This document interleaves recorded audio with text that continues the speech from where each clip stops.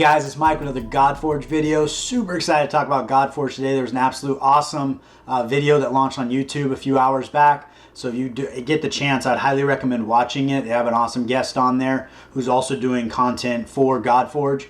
And so we're going to go through it and just kind of hit some highlights. But if you have time to watch the whole video, I will link it and pin it in the comments below.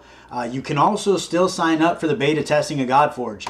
Last week, I think Hell Hades mentioned that they might be pushing it back to April, maybe even May timeframe, depending on how it goes. But there is still time to sign up if you haven't already. So I'll also post the link there in the comments below. So if you want to check it out and be part of that beta testing, I think the more the merrier, and the feedback is always welcome. Plus, you get to get your hands on the game a little bit early, which is always exciting as well, and feel like you're part of a community kind of bigger than yourself. So that's what I'm looking forward to. Before we get in the video today, I did want to discuss the series I'm doing on the Raid free-to-play 2025 event Hell Hades is putting on. That entire series is in interest of GodForge. The whole point of the series is to look at the beginning of the game, see what works, what doesn't, discuss some of the things that I think would be a benefit moving into GodForge, and basically provide my 2 cents on what I think goes well and what doesn't.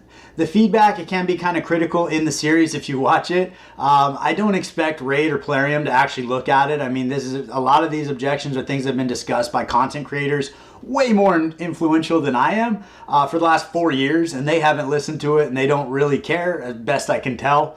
But in that space, I am trying to kind of provide at least a little bit of insight into what I think could be benefits in the new game.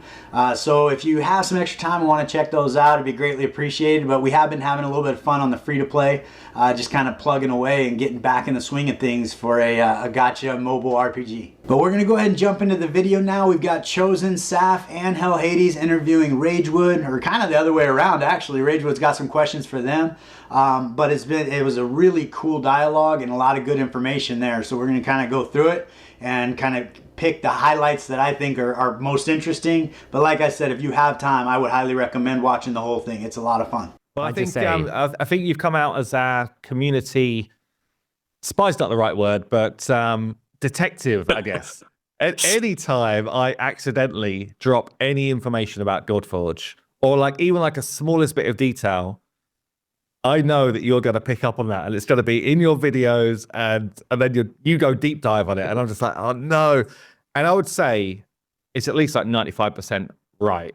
you just seem, really? No. Well, you just seem to nail so many of your theories, and I'm like, it's almost like you're a fly on the wall, honestly, half the time. So I want to jump in right here and just say, hey, if you have the chance to check out Ragewood's website and kind of see some of the theories he's come up with, and talk about some of the ideas, because Hell Hades is sitting here telling him, like, man, you're kind of hitting the nail on the head. And he's watched all the videos that GodForge has come out with, or Fateless has come out with regarding GodForge. And every time there's that little snippet or that little video that wasn't quite supposed to be out there, seems like Ragewood is on it and sharing it with the community. So he's a great resource to kind of stay in front of what is happening, and also a great place to go if you have any questions that have been, what has been leaked, what has been talked about. But I think he's going to be a great part of the community, trying to get some of that information out of the team. I guess we'll start at the top then. So obviously we know GodForge is using a sort of stereotypical energy-based system that you see in multiple games. In games like Dragonair, they do have a reserve of 5 days that regenerates at half the normal rate. Is this something you have thought about bringing into GodForge or looking to do? Because I know there's a lot of talk of that in the Discord as well from the community. Yeah, so I think good question to kick us off, actually. One thing I'll say before I give you our kind of rounded answer is just started playing a new free-to-play account on Raid. Okay, so it's something we do at ATH Gaming annually. We kind of get this new free-to-play competition going. And on day 3, I could not play the game anymore because I'd run out of energy and I'd run out of resources, So at that point, it's like, well, I now have to stop playing or spend to get premium currency. So that's something we definitely don't want the experience to be, is that you can't enjoy the game and play for longer periods of time. And I think Paul probably have the full details, but we're definitely looking to have a reserve energy pool. I think one of the influences for this was actually So either Honkai or Genshin, where almost like if you're on holiday mode and you don't log in for a couple of days, you get a bit of a saved energy bank, but it saves at a lower rate than how a normal energy would refill. So what we don't want to do is encourage people to just stop playing for a week because they know an event's coming up, and so all these things. This is the challenge of game design, is all of these things you think is just a simple answer, and everyone assumes that the answer is based around, will this create more income? But also it's kind of like this healthy balance of how much energy do you let someone have? Is it healthy to allow someone to play all day long? Does that make it really unfair if someone's got, someone can play all day long versus the guy that literally is a worker and, is coming home and only has got a couple of hours a day? So they're the type of things that you need to take into account. But I mean, ultimately, there will be some sort of energy bank, I guess, or something along those lines, yeah. So I'm going to jump in here. So the energy bank, I think, is a great idea. We talked about, not being overpowered for tournaments and things of that nature where you just want to stockpile it. So you're going to have some sort of limit. One of my videos on the free-to-play series, we talked about not having, like maybe a 4 or 5 day bank. But there's also just the quality of life piece where it's like you're on vacation, you're doing a thing. You don't want to be punished because you don't log into the game. But at the same point in time, you don't want to make it where an upcoming event like Hell Hades talking about comes up and everybody's not playing the game because they're just stockpiling energy. But it needs to be something, it's kind of a fine balance. And it seems like they're talking about it. They're putting some really good thought into it. So my guess is it's going to be one of the better systems out there. And I wanted to speak to what Simon was talking about regarding the free-to-play account. Because I think on day 2 for me, I got to a point where I couldn't play the game anymore. I didn't have enough energy to do anything. So I think that is definitely something to consider, where if you want to be in the game and you want to put in the extra hours, there should be things you can do all the time. Now, maybe it's not advancing the account. Maybe it's, playing with gear or upgrading different things or those kind of ideas, as opposed to actually progressing in campaign or getting more energy. Or maybe there's certain things you can do to farm energy in a way, I don't know, but just something where it's almost busy work where you can put in a little bit extra to get a little bit more. That could be a really fun way to keep those free-to-play players focused on being competitive with even some pay-to-wins by putting a little extra time in the game and being rewarded for it. Nice. Yeah, and I think to extend on that, I think we're absolutely mindful in game design decisions about giving player choices around when and at what point do they want to commit their time to play the game. Rage, for example, is extremely not tolerant of your time. You're either in, as soon as you hit cap, you don't earn any more energy and you either have to spend it or you lose it kind of vibe. And certainly I think that's like a dated approach. And we're looking at systems in the game that always encourages you to be able to return and keep going, or there's a little bit of concept where you don't have to be there religiously on the dot all the time. But at the same time, there needs to be reasons for you to keep coming back to play the game. We can't just let you sit there and not play the game for 6 months and then come back and then have all the resources in the world, right? There's got to be a balance to it. But we are absolutely mindful in the discussions that we have in the design team that players, the psychology of being constantly on it all the time isn't necessarily always a healthy balance for the game. I think that's a great point too, because we were talking about accruing energy in Raid. You get to a point where your max energy is maxed out and now you feel obligated to get in the game, and then your game life balance kind of gets out of whack. We talked about, if it doesn't take at least 8 to 10 hours to fill that bottle up, you're waking up in the middle of the night to play the game so that you keep accruing energy if you're really trying to maximize a free-to-play account.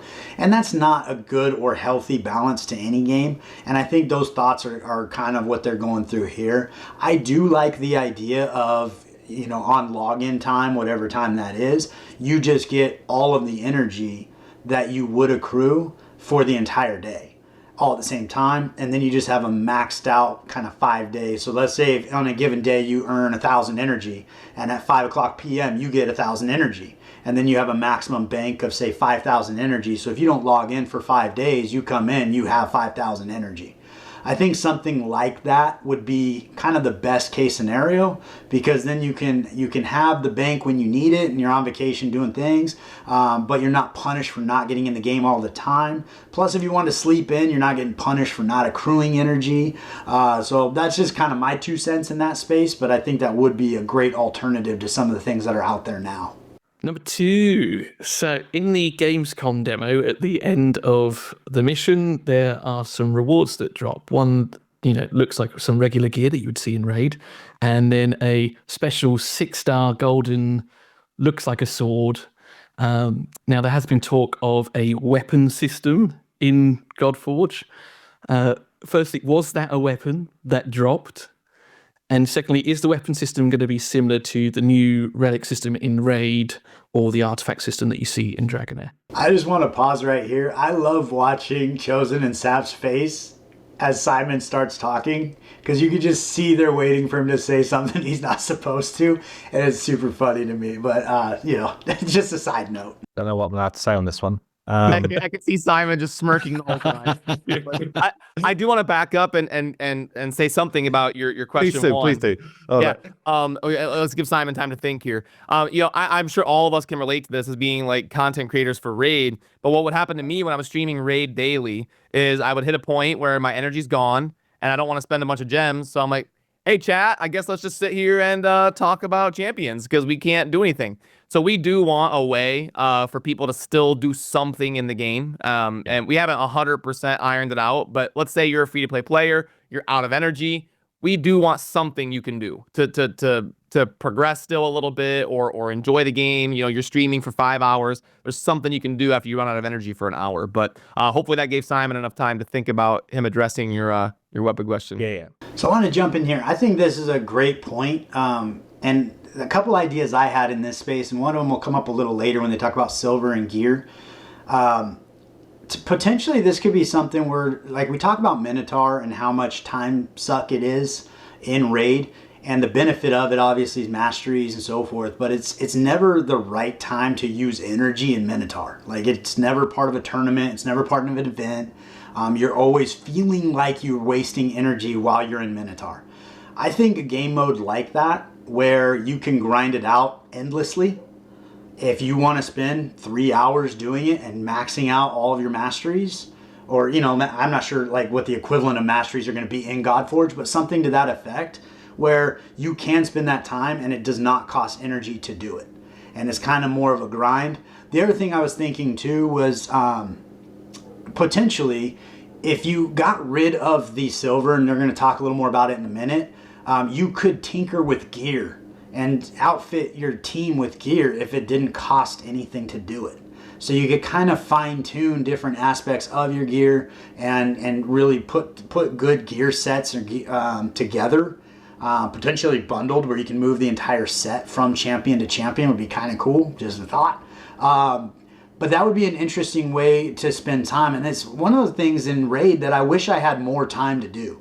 By the time I do all the monotonous stuff of just campaign farming and Minotaur and dungeons and potions, I don't really feel like I have time to do gear. And a lot of times, because the cost of gear is so high to move it around, I get stuck and I can't do it at the end because I don't have enough silver, or I'm trying to save silver for upgrading gear, or whatever the case is.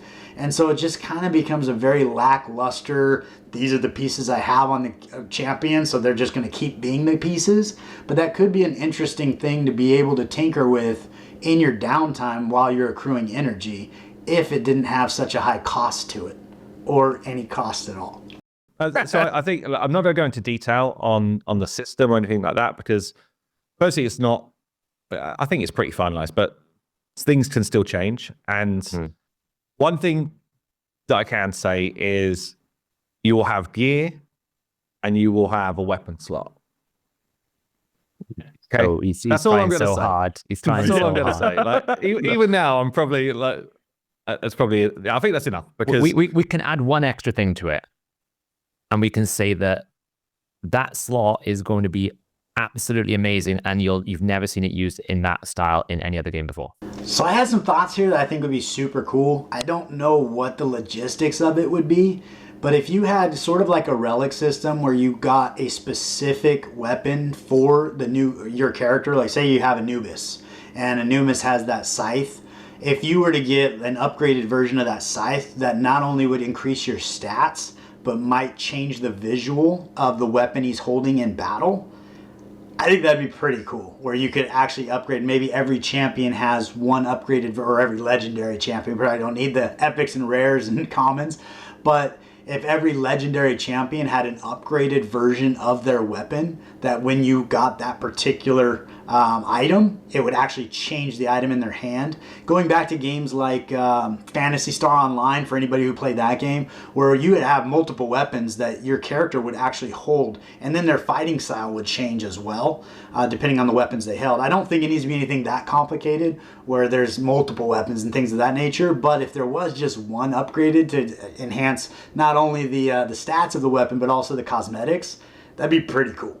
Thirdly, in a podcast with Dirk, Dane, and Brad, Oh, no. whether it should or shouldn't have been mentioned, there was mention of an attunement system to sort of get round, I guess, the whole should gear swapping be free or not free, etc.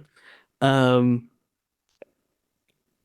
you confirm whether those benefits are team-wide? They're going to be for the hero? Has it been undecided? Right now, is it too early? And likewise, is it some sort of premium currency to remove it? So one of the things which we kind of sought out to do in GodForge right from the start, actually, was we wanted for role and position to matter. And that was actually why we went down that initial combat system, which we ended up scrapping, right? So we wanted that kind of like nostalgic feel to RPGs to be alive in GodForge. And this is one of the ways where we're going to be able to bring some of that back. So attunement will be a thing. I'm not going to tell you exactly what that means, but attunement will be a thing, and it will enhance champions in some way. And it won't be. It's not like premium currency led. That's not the idea. It's a way to almost get to the point where you start to min max builds and commit to a direction with heroes. Probably more like a mid to end game mechanic, honestly, but. Obviously, it can be used whenever, but it feels like to us it's more like that min-max in a role rather than like your day-to-day build. So I was going to jump in here. It sounds to me like attunement very well could be something similar to masteries, where you're kind of fine-tuning a specific champion to do a specific thing. Simon said there about like kind of committing them to a role. So instead, like if you're building a Kale, for example, you could make him be a poisoner and really focus on his accuracy, maybe his speed, or you could make him be a damage dealer and really focus on his crit rate and crit damage. So those are the kind of things that I think are pretty exciting to kind of hear, because I think that is one of the better parts about Raid. In a lot of other games, you don't have the versatility in gearing or equipping champions to kind of do things that they're not necessarily built to do.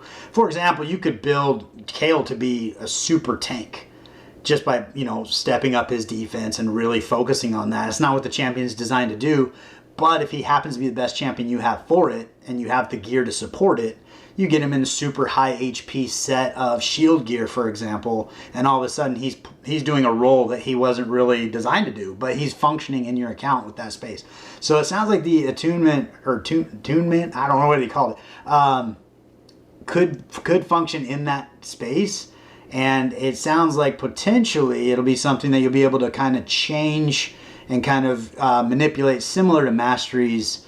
Hopefully there's not a huge cost to that, whereas like masteries right now, if you want to remaster a character, I think you get one time for free, and then every time after that's 150 rubies, which is just, it's kind of awful because your needs of that champion may change over time. It'd be nice to be able to play around with the different masteries and kind of figure out what is best for your champion.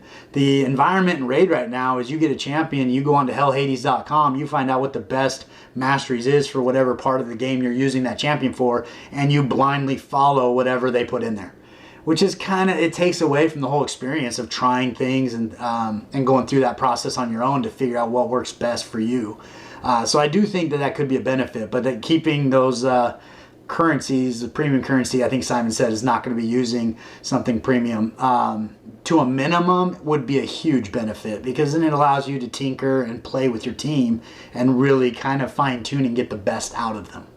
Yeah, and I can say from a design perspective in the design team, we have spent many an hour debating Back and forth, the merits between free gear swapping and not having free gear swapping, and the trend. We've talked about trends in other games. Obviously, myself and Simon, we do sponsors on lots of other games, and we see lots of other different systems, and there's pros and cons to all of it. So I can tell you confidently, the topic has been discussed in depth, probably more depth than we probably even dreamed we should have gone to, considering how it's kind been of quite split, hasn't it? It's been quite split has. with different people wanting different directions, but because fundamentally, you think just pure free gear swapping is the way forward, and there's reasons why that's just not great. So like for a game economy, that's not great. And I mean, I've played games where it's purely free to swap whenever you want, and I find it actually worse. So personally, I don't like that system. I find that often I'm doing runs where people are not wearing the right gear because I've moved it onto someone else, and then I forgot where that is, and then I'm trying to rebuild again. And you're almost in this constant cycle of rebuilding, which I don't find fun. But also we understand that the general narrative of the community is that free gear swapping is the right way forward. So we have to balance that. So I think this is a great point. We kind of talked about it a little bit earlier. I think free gear swapping would allow a part of the game that you could tinker with endlessly when you're waiting for energy. So they want to say you have things to do in the game when you don't have energy. I think that would be a big win. I understand what Simon's saying there about you kind of move gear around a lot and then you end up not having the pieces on the champions.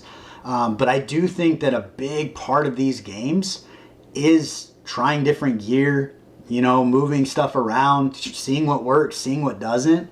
And when you're punished for doing that, it kind of takes away from the experience. Not to mention, especially when you start the game, you're going to be getting new gear all the time. You're going to be getting better gear. So like moving gear around in the start of the game, I think you shouldn't be punished for doing that because it's kind of necessary. So a couple of things I think about when obviously I lean towards free gear swapping all the time.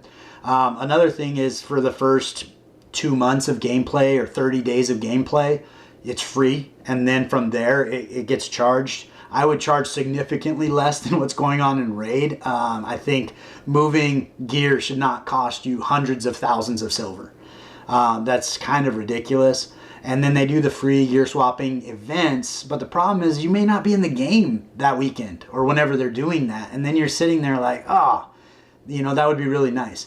Maybe you get an item in a dungeon drop where you get, a free day of gear swap, and you can keep it in your inventory until you're ready to actually go in and do it. The other thing you could do is maybe you buy 24 hours. So instead of swapping gear and paying 50,000 silver per item, maybe you pay 1,000,000 silver and you get 24 hours of endless gear swap. So you could, if you're going to rebuild your team and you have the time, okay, I have 1,000,000 silver. I'm going to go in here and I'm going to get everything done at one time. And that way you can kind of go and take your time, move stuff around. The other thing that with Raid that I struggle with a lot is I know they have the fitting room, but the way it works is kind of clunky. And a lot of times I'll put gear on and equip it without using the fitting room, and then I have to move it around again and it costs me money. This way, if you just had a 24-hour period that you purchased, you wouldn't be punished for stuff like that. It would make it so you could actually play with that gear.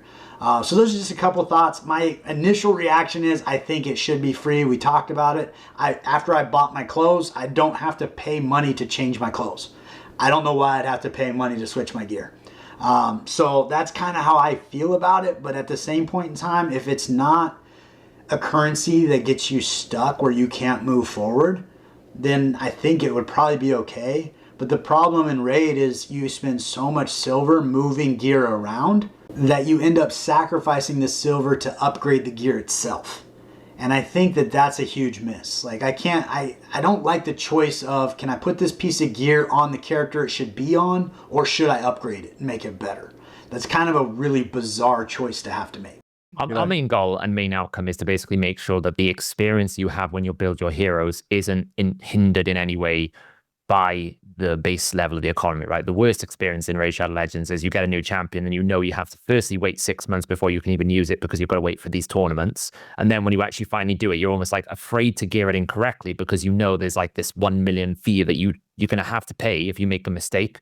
So what we're trying to do is make sure from the design team that there's enough systems around everything that when you get a hero, you can have fun and play and experiment, and it's not going to just absolutely ruin your experience and your account because you've spent all the resources and you did it wrong, right? Because you didn't know you were learning. And I think this goes back to why I'm so excited about this game, is just that perspective of thinking about the player's experience. And you know what, you get a new champion, you gotta wait 6 months, and it's so silly. Like, it's so silly. So when you have a mentality of just like focusing on the player experience, you get that new champion and it's just exciting and you're just ready to go into it. That's what makes me think GodForge is going to be the next level version of these gacha games, and I can't wait.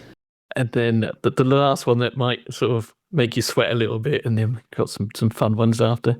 In the same aforementioned podcast, imprints were also sort of Dirk dropped. What Yeah. happened in this podcast? Dirk's a tough one to keep What have they been doing? I mean, this is the first podcast I've been in a while. What has been going on in this podcast series? Question marks. I knew you were going to mention this one. Yeah.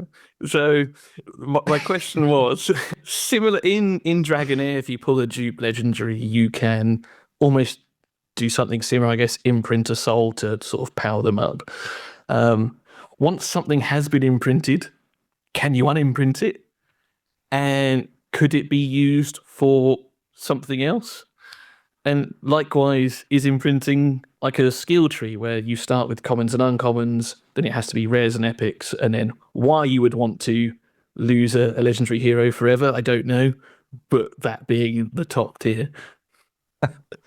So again, this is an awkward one to chat about. So this should not have been spoken about by Dirk up front.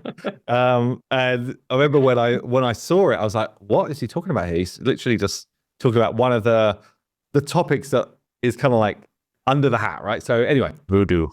Don't talk. So I'm not going to give you details again because That's fine. we don't want to right now. But ultimately, we want for players that pull duplicate heroes to have almost the same level of excitement as if you pull the hero for the first time. But what we don't want is a system, I guess, like, I don't know if you played Eternal Evolution or King Arthur more recently, where you actually need tons of dupes to be able to use those heroes effectively. So that's not our system. Our system is like, once you've got a hero, it should feel strong really like out the gate. So if you get duplicate heroes, they are imprintable, and that's all I'm going to say. Yeah, that's it. Yeah. Do you want me to save you here? Yeah. I'll Jump save in you. for what? I don't know what other The words I can use right system, now. you have never seen it being done this way in any other game. Okay. Like, that's going to be my savior line. It's to Simon's point, we are devising systems in the game that doesn't create a capstone to your experience when you play the game, because that's like some of these things we've seen it in lots of games where it's like you either need the one hero and everything else doesn't matter, or you need, like, to Simon's point, like, it's cool, I've pulled a new legendary, but I actually need like 10 of them before it even gets anywhere near the realms of anything else I've got. We're avoiding those kind of concepts, but what we are doing is creating constant reasons to be excited about getting more heroes and doing things with them. And like I said, you've never seen it being used in this scale in any other game before. So this actually gets me really excited, because playing Raid, you get duplicate champions, and it took them forever to put a system in place to actually made it make sense.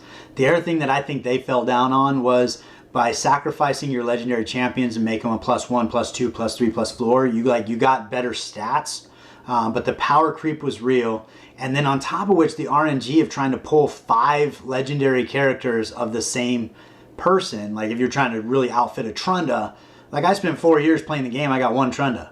So to get a +4 Trunda is unachievable for me. And if you go into Void legendaries like Crisp, like it's not even worth talking about. So those kind of things can be almost more frustrating than beneficial. I did like what Ragewood was talking about, where it's like a tree that you're sacrificing into and then potentially could pull it out of. Something similar to like the faction guardians in Raid, where you can post them up to enhance your characters, and then upon pulling other characters, pull them down. It does bring up an interesting point of whether or not, like let's say you pulled 2 Anubises, or Anubici, I don't know. Would you be able to put both of them on the team? And I kind of go back and forth. Like, I do think that by offering duplicate champions on the same team, I personally don't like it, because if you do happen to pull 2 or 3 OP champions, all of a sudden you have to really pay attention to how their kits interact with themselves. Because you could be, like Kymar could be resetting a Kymar to reset the other Kymar, and you're constantly resetting situations. I think there was a problem with Acrizia and the damage she was doing, if you had 2 of her. So those kind of things for me are a little bit awkward. I personally, and I think it kind of takes away from the game a little bit when you look at your screen and you see 2 identical characters doing identical movements and everything's, you know, it's like, oh, are they twins? Like, I don't know. It just kind of takes away from the experience for me a little bit. I like the idea of having independent champions, and then you can utilize extra versions of that champion to do different things.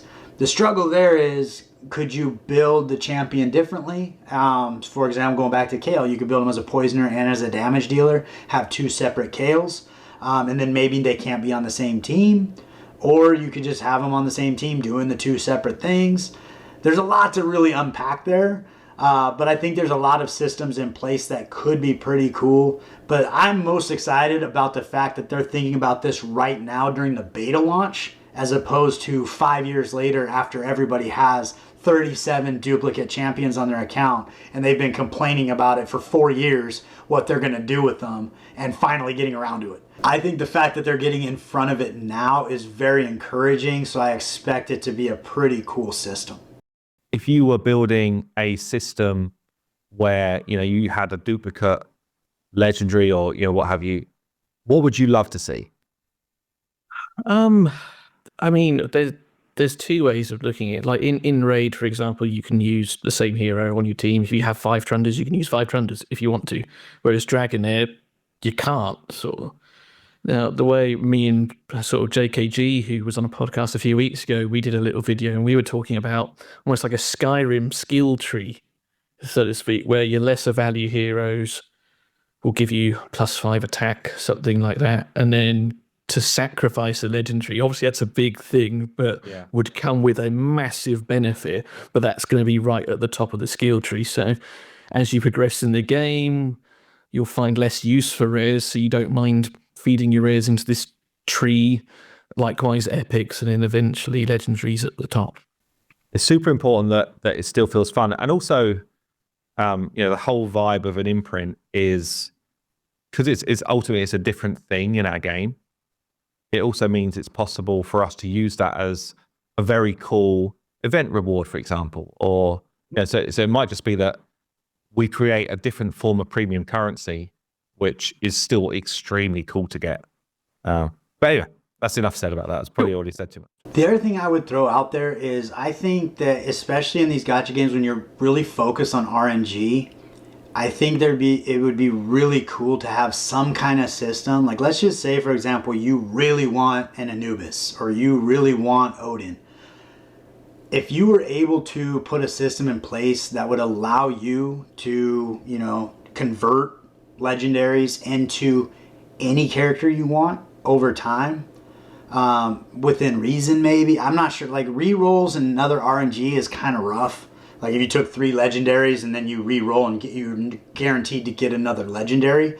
But maybe if you were guaranteed to get 1 of 4 and you get to choose 4 legendaries that you're willing to get for those 3, something like that. Because I played the game for a very long time, and when I started Raid, the character I wanted was Valkyrie. Like, I wanted a Valkyrie so bad. And I think I got her around year 3. And by the time I got her, she wasn't as OP as she was back in the day. And, you know, she's still a great champion. Even today, she's a great champion.